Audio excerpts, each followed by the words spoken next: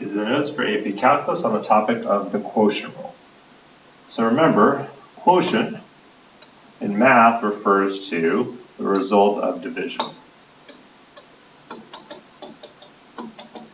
So the quotient rule is used when you're trying to find the derivative. Remember, that's what this means. Take the derivative with respect to x. One function divided by another. In this case, f of x divided by g of x. So the pattern it follows is very similar to the product rule. Notice you first take the derivative of the numerator, f prime of x, times the denominator as it is, g of x. But then it's minus instead of plus, where the product rule is plus, it's minus. And then it's the numerator as it is, f of x, times the derivative of the denominator, g of x is g prime of x. And then it also has all divided by the denominator as it is squared. So let's look at how we use the quotient rule to take the derivatives of some expressions. So it says find the derivative of each expression. So h of x, the derivative would be written as h prime of x. And you start by taking the derivative of the numerator, which is 3x squared plus 10x. The derivative of negative 3 is 0, so that's just 3x squared plus 10x, times the denominator as it is, which is x squared plus 4. That's g of x there. And then minus the numerator as it is, x cubed plus 5x squared minus 3 times the derivative of the denominator is 2x. And it's all divided by the denominator as it is squared. So now to simplify this, you just distribute out the numerator. So h prime of x, 3x squared times x squared would be 3x to the fourth. 3x squared times 4 is 12x squared. Then distribute the 10x times x squared would be 10x cubed. And 10x times 4 would be 40x. And you can also distribute the 2x, but notice there's also a negative to distribute. So let's distribute both of those at the same time. So we're really distributing a negative 2x times x cubed would be negative 2x to the fourth. Negative 2x times 5x squared would be negative 10x cubed. And then negative 2x times 3 would be negative 6x, or positive 6x. Let's down to negative 3. And then it's all divided by, well, let's see, would squaring out the denominator make this simpler? Actually, it would not. So we're not going to need to square out the denominator. The reason why we do the numerator is because we'll have some like terms now we can combine and make it a little simpler, but not on the denominator. So we can just leave it as squared. Now let's see if we have any like terms we can combine on the numerator. So we've got 3x to the fourth minus 2x to the fourth. That would give you x to the fourth. We've got 10x cubed and minus 10x cubed, those cancel out. Then we've got 12x squared, nothing to combine that with.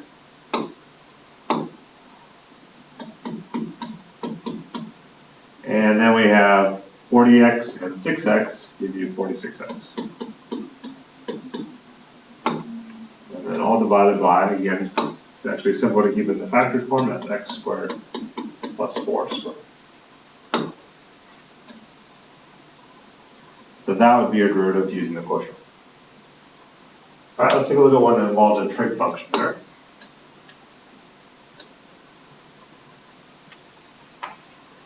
So this one, since it's y equals, we would write the derivative as dy dx. So you'd start with the same pattern. You take the derivative of the numerator, which is 2x. X squared is 2x, derivative of 3 is 0, times the denominator as it is, sine of x, and then minus the numerator as it is, x squared plus 3, times the derivative of the denominator, derivative of sine of x is cosine of x. And all divided by the denominator as it is squared.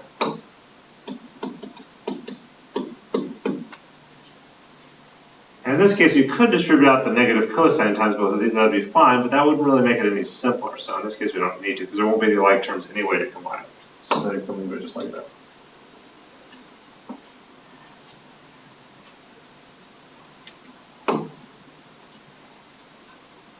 Now let's take a look at the next one. It's a little bit more complicated. So we've got 2x cubed cosine x divided by x squared minus 7. So is one function divided by another. So overall, the big picture, we are going to be using the quotient rule. But as we start to take the derivative, you'll see what makes it a little bit more complicated. So f prime of x would equal, well, the first thing we have in the quotient rule is the derivative of the numerator. But notice we've got 2x cubed times cosine x. So two functions multiply together. So that means on our derivative of the numerator, since we have two functions multiply together, that's going to require the product rule. Okay. So overall we're using the quotient rule, but the first thing we need is the derivative of the numerator, and that requires the product rule. So just make sure you keep track of where you are in the problem. That's the most difficult thing about these, forgetting where you are in the grand scheme of things. So we've got 2x cubed times cosine x. Using the product rule on that, we take the derivative of the first one, which would be 6x squared, times the second one as it is, cosine x. And the product, remember, it's plus the first one as it is, 2x cubed, times the derivative of the second one, derivative of cosine, is negative sine x.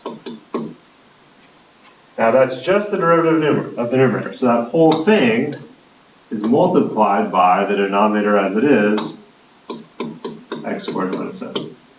Remember, we're using the quotient rule together. So we've got the derivative of the numerator, using the product rule, times the denominator as it is, and then minus, now we have the numerator as it is, 2x cubed cosine x, times the derivative of the denominator is 2x. And that's all divided by the denominator squared.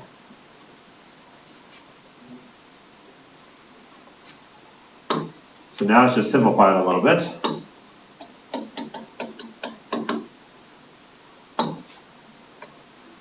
So there's not much to simplify here, except we can pull that negative out in front, so we don't need that extra set of parentheses there. So that would make it 6x squared cosine x. Now become minus 2x cubed sine x.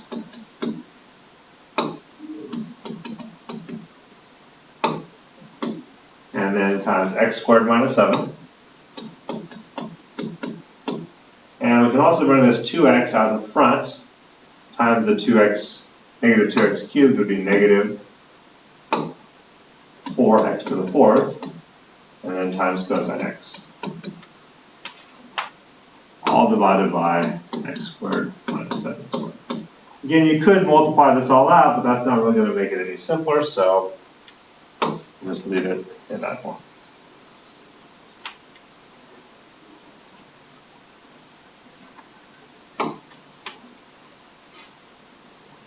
The next one says find the equations of the tangent line and the normal line to the graph of the function at the x value. So remember, the two things we need for the tangent line are the point of tangency and the slope.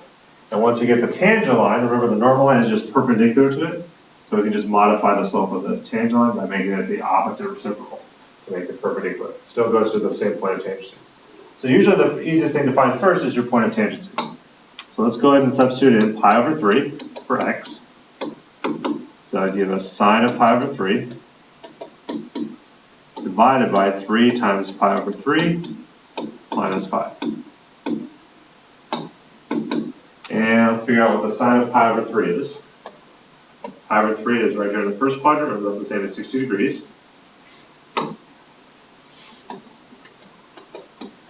The sides of our triangle there would be 2 is the hypotenuse, root 3 is the opposite, and 1 is the adjacent. So that sine, remember, is the opposite over the hypotenuse. So it's opposite radical 3 over hypotenuse 2. So you get root 3, square root 3 over 2, divided by, here when you multiply 3 times pi over 3, you can see the 3's reduced out. You're just left with pi, and then minus 5. And to make it a little simpler, to get rid of the little fraction inside the big fraction, you can multiply the numerator and denominator by 2. That would wipe out the 2 on the numerator, so we just have the square root of 3 over, if you distribute the 2 out there, 2 times pi would be 2 pi, and then 2 times negative pi would be negative 10. So that, may look a little strange there, but we've got square root of 3 of pi, that's just a number. That's just our y coordinate is what we found there. So our point of tangency would be pi over 3 and square root of 3 over 2 pi minus 10.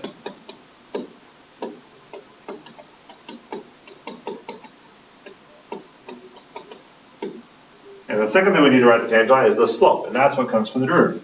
And since we have sine of x divided by 3x minus 5, that's where we're going to need the quotient rule. So for the derivative for f prime of x,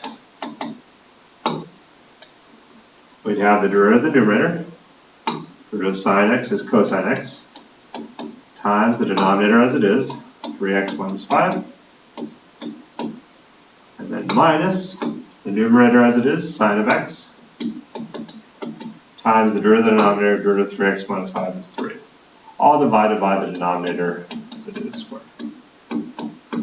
So that gives you the slope of any tangent line on the entire graph, the slope of the curve at any x value. We wanted specifically our point of tangency at x equals pi over 3, so now we can just substitute in pi over 3 into the derivative to get our specific slope of the tangent line. So f prime of pi over 3 would be the cosine of pi over 3 times 3 times pi over 3 minus 5 minus, bring this 3 out in front, 3 times the sine of pi over 3. And all divided by 3 times pi over 3 minus 5 squared. So let's work on simplifying that now. Okay, so the cosine of pi over 3, cosine is the adjacent over hypotenuse. So adjacent is 1 over hypotenuse 2, so that would be 1/2. And then here you can see again the 3's reduce out, so you're just left with pi minus 5. Minus 3 times, we already figured out the sine of pi over 3, remember, so opposite over hypotenuse is the square root of 3 over 2.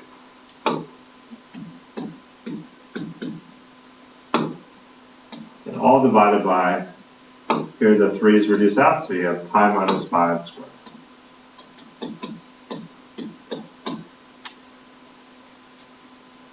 Then to make this a little simpler, notice we've got middle fractions on the numerator, so to get rid of those, the common denominator is 2, so if you multiply the numerator and denominator by 2, that'll wipe out our little fractions. So we'll have f prime of pi over 3, the slope of our tangent line at pi over 3. Well, if we multiply this one by 2, that cancels out the 2 here, so it's just 1 times pi minus 5. So that's just pi minus 5. Minus, here the 2's cancel out here, so you just have the 3 root 3. And the denominator, we just have 2 right there times pi minus 5 squared. That might look a little strange there, but again, that's just a number. It's just got pi and root 3 in it. So that is the slope of the tangent line. So now we have what we need to write the equation of the tangent line. Using point slope form is usually the simplest way to write it, the quickest way.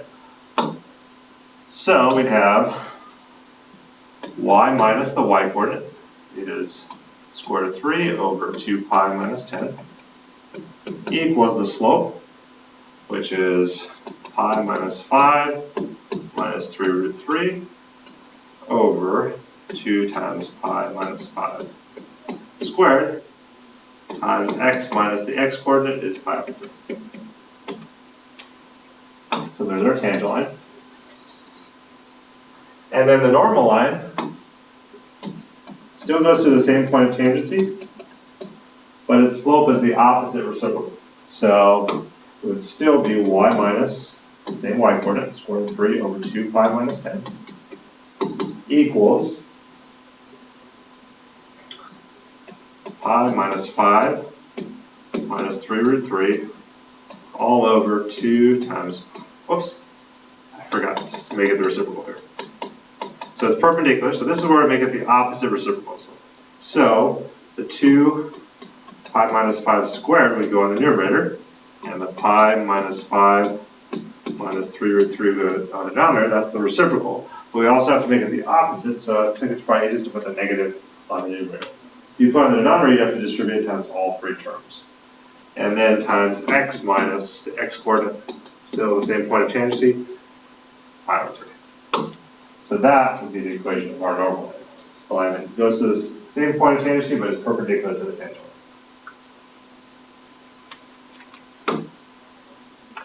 Now let's look at finding the derivative with and without using the quotient rule. And compare your answers to ensure they are the same. So let's start with the quotient rule, but even before we do that, anytime you have something in radical form, remember you always want to switch it to fractional exponent form, make it easier to take derivative. So instead of the square root of x, that's the same as x to the 1/2 minus 5x squared there, and then divided by 2x.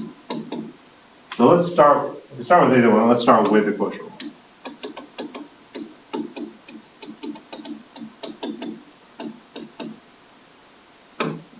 So with the quotient rule, our derivative, f prime of x, start out with, sometimes you might want to draw this fractional line so you don't forget about the denominator. The derivative of the numerator, so here you do the power rule, 1/2 times 3 is 3/2, x to the, subtract 1 from the exponent, negative 1/2, and then minus 10x, so that's the derivative of the numerator, times the denominator as it is, which is 2x, and then minus the numerator as it is, 3x to the 1/2 minus 5x squared times the derivative of the denominator, derivative of 2x is 2. All divided by the denominator as it is squared. Now let's simplify it by distributing out and seeing if we have any like terms there on the numerator.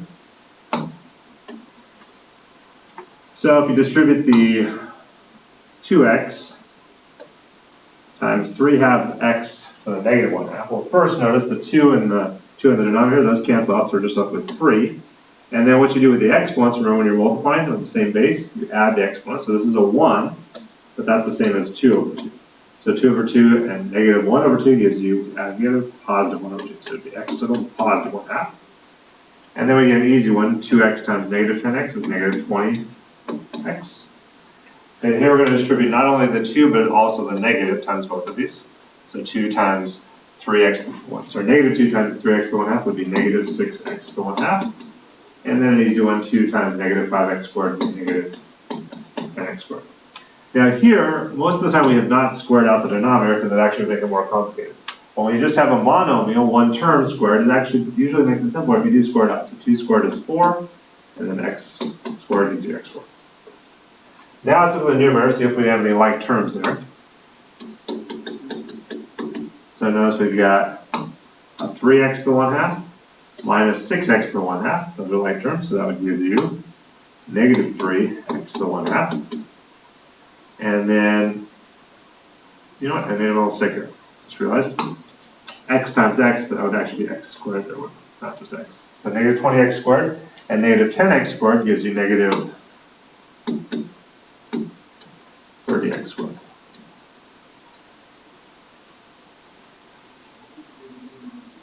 And realize I just made another mistake too. Okay, so the that won't be negative 30x squared. That would actually be a positive 10x squared because it was I forgot we're distributing a negative 2 times negative 5x squared and negative positive 10x squared. And then now we can combine the negative 20x plus 10x would be negative 10x squared. Divided by 4x squared. So let's leave it like that for now. And now let's try it without the quotient rule.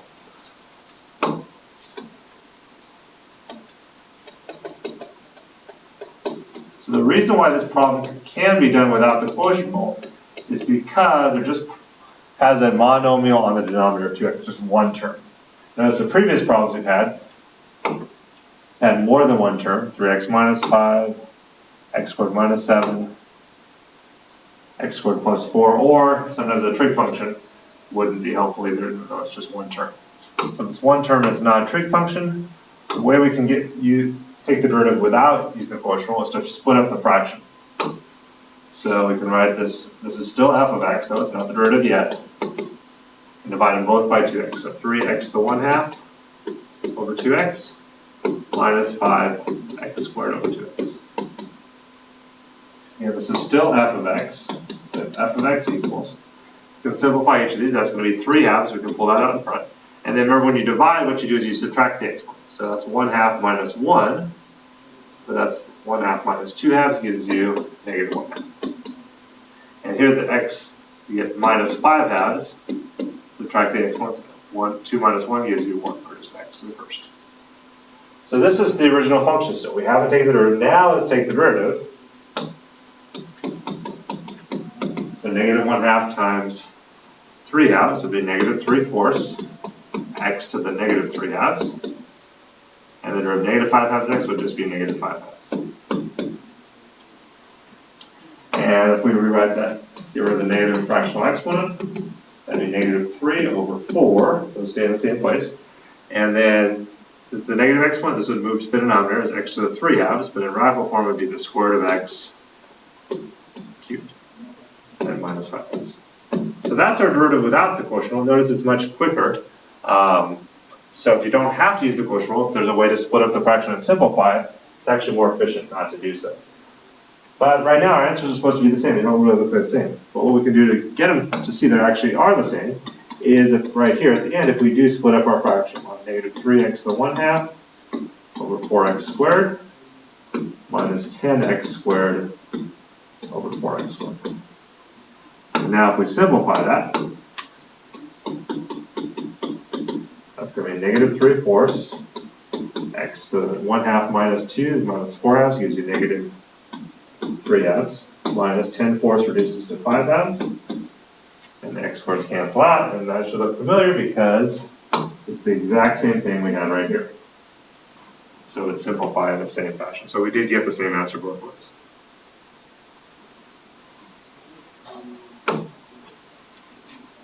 Now let's take a look at one where we're given some information in the table, and we're asked to find the equation of the tangent line to f at x equals 2. So again, we need the same two things for the tangent line. We need the point of tangency and the slope.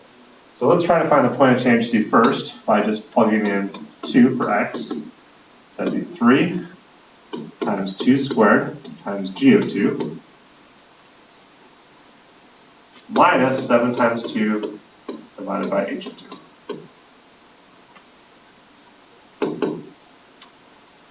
Well, let's see. That's 2 squared is 4 times 3 is 12 times g of 2. If you look at the table, when x is 2, g is negative 2.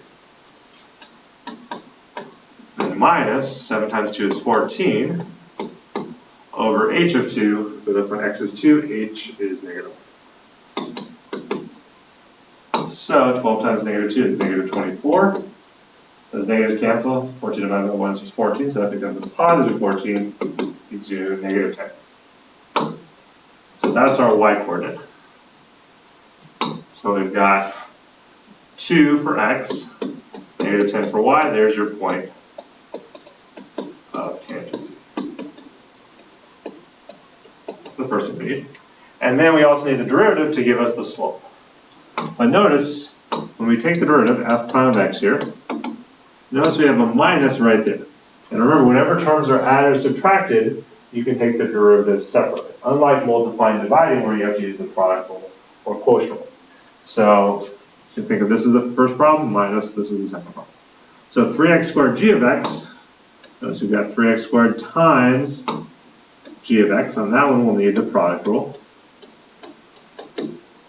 So the product rule says you take the derivative of the first one, derivative of 3x squared is 6x, times the second one as it is, g of x, and then plus, first one as it is, 3x squared, times the derivative of the second one, the derivative of g of x, we would write as g prime of x, So that's the derivative of the first one using the product rule, and then we have minus, but on this one, 7x over h of x, that's where we're going to need the quotient rule.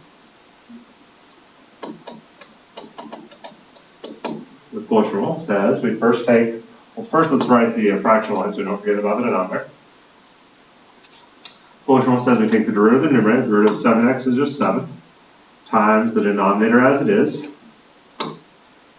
which is h of x, and then minus the numerator as it is, which is 7x, times the derivative of the denominator, derivative of h of x, we can write as h prime of x. All divided by the denominator as it is squared.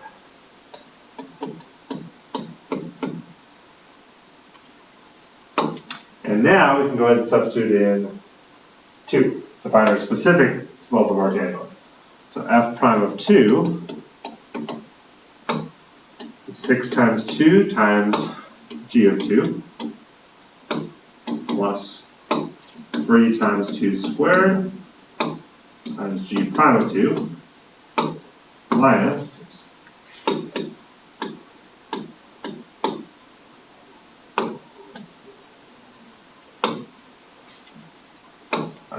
g prime of 2 minus 7 times h of 2 minus 7 times 2 times h prime of 2.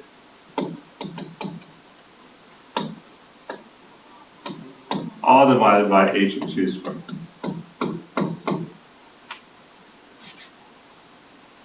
And now we can substitute in these values. So we have 6 times 2 is 12 times g of 2, we have it in the table, g of 2 is negative 2. Plus 2 squared is 4 times 3 gives you 12 times g prime of 2 is 3. Minus 7 times h of 2 is negative 1. Minus 7 times 2 is 14. Times h prime of 2 is 4. All divided by h of 2, which is negative 1 squared.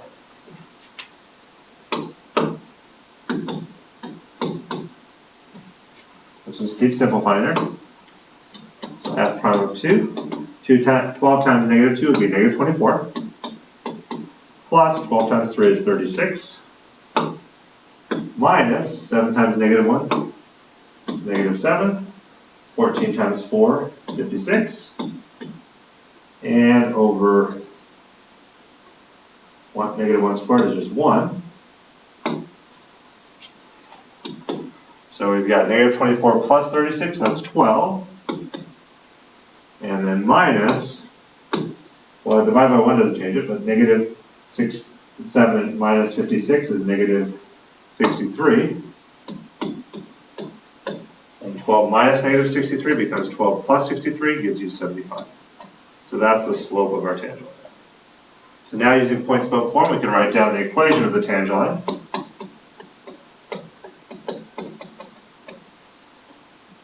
So it would be y minus the y coordinate, which is negative 10, makes it plus 10, equals the slope, 75, times x minus the x coordinate was 2.